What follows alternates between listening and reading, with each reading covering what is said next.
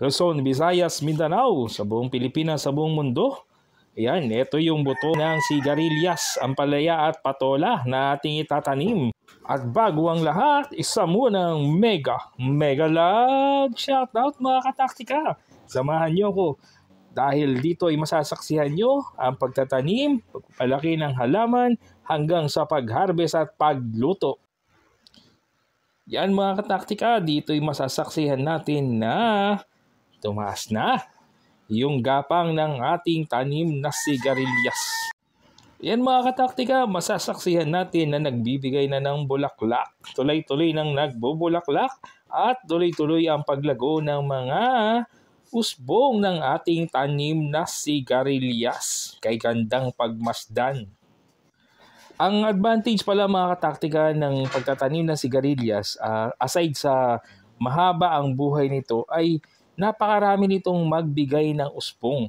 Gayun din, syempre, pag marami usbong, marami rin siya magbigay ng bulaklak at magiging bunga. Kaya sa isang puno lamang, ay sabi nga, possible ka makaharvest hanggang 1 kilo kapag napaganda mo ang tanim mong sigarilyas, mga kataktika.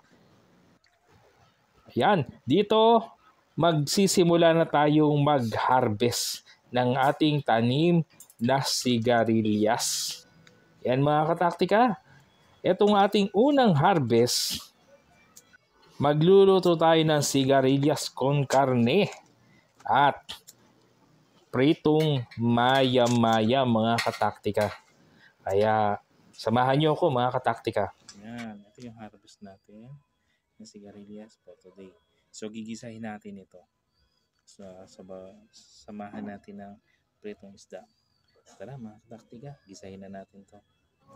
Yan, at after nating mag-harvest mga kataktika, pakita ko sa inyo, ito yung mga bulaklak at yung maliliit na bunga ng ating sigarilyas. Ito na yung ating magiging next harvest. Kaya sabi ko nga mga kataktika, tuloy-tuloy ang pagbubunga ng sigarilyas. At mag-prepare na tayo para sa ating recipe for today. Disclaimer lang mga kataktika, ito hindi professional na pamamaraan. Ito ay survival lang. Nakasanayan.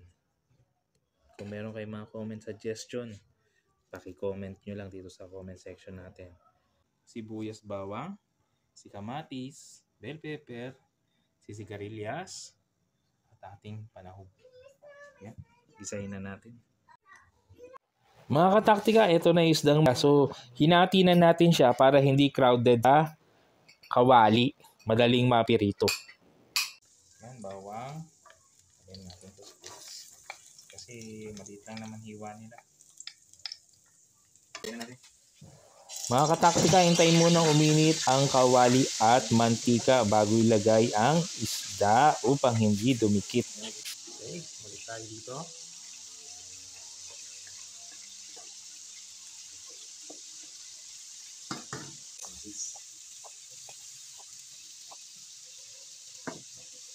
Lagyan na rin natin itong panahog natin.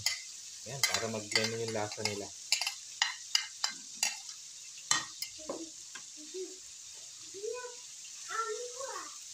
Amoy mo okay. Tak, tak, tak. Pampasarap. Ayan, nakakataktika. Takpan muna natin.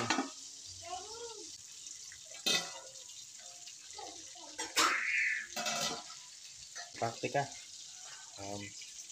Medyo luto-luto na. So, luto na yan. So, yung sauce talaga. So, gagawin natin dyan, hahayaan natin na matuyo-tuyo and then ma-absorb niya yung mga ingredients natin.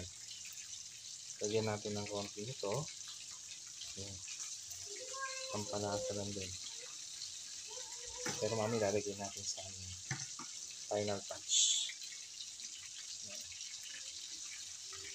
Para mag-blend lang yung mga lasa nila.